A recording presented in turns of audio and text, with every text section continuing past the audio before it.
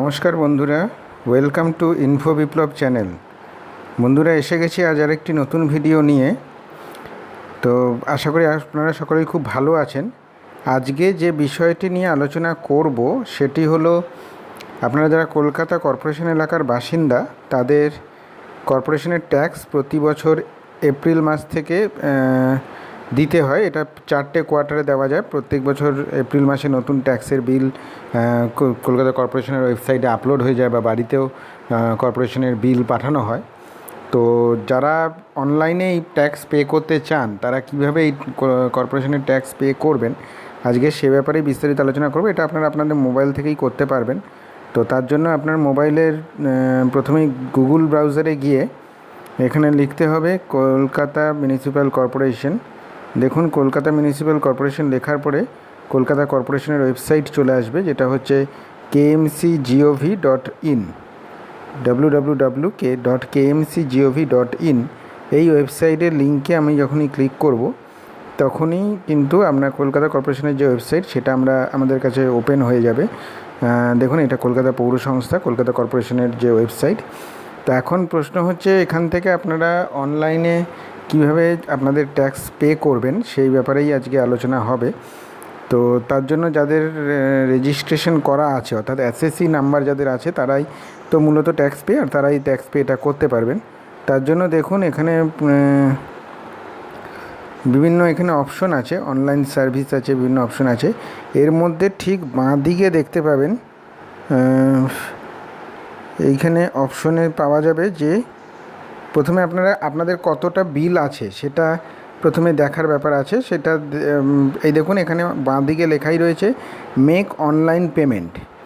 ঠিক বাঁ দিকে দেখুন, যেখানে মেয়র সাহেবের ঠিক ছবির নিচে বাঁ দিকে মেক অনলাইন পেমেন্ট এই লেখাটি যে রয়েছে, সেই অপশনে আপনি ক্লিক করলেই এখানে কি ধরনের আপনি অনলাইন পেমেন্ট করতে পারবেন তার ডিটেলস দেওয়া রয়েছে। তার মধ্যে প্রথমেই আছে প্রপার্টি ট্যাক্স, অর্থাৎ সম্পত্তি কর। তার মধ্যে দেখুন প্রথমেই আছে all bill, current PD, fresh supplementary, outstanding, suspense, up to 50% levy, UAA online submission.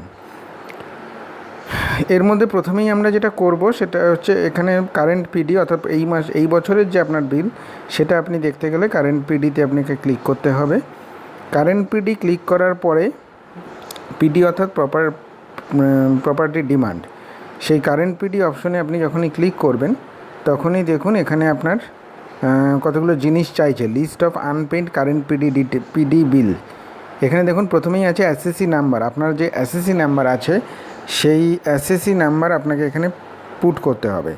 এরপরে আপনাকে মোবাইল নাম্বার পুট করতে হবে এবং ইমেল আইডি পুট করতে হবে। এইটা পুট করার পরে সার্চ অপশনে আপনি যদি ক্লিক করেন তাহলে আপনার বিলের ডিটেলস দেখাবে, অর্থাৎ সারা বছরে আপনার কতটা বিল পেন্ডিং আছে, এই বছর কত অ্যামাউন্টের বিল আপনার পেন্ডিং আছে। এটা আপনার প্রপার্টির পরিমাণ অনুযায়ী বিলটা এটা ধার্য হয় এবং সেটা 3টে কোয়ার্টারে এটা পেমেন্ট করা যায়।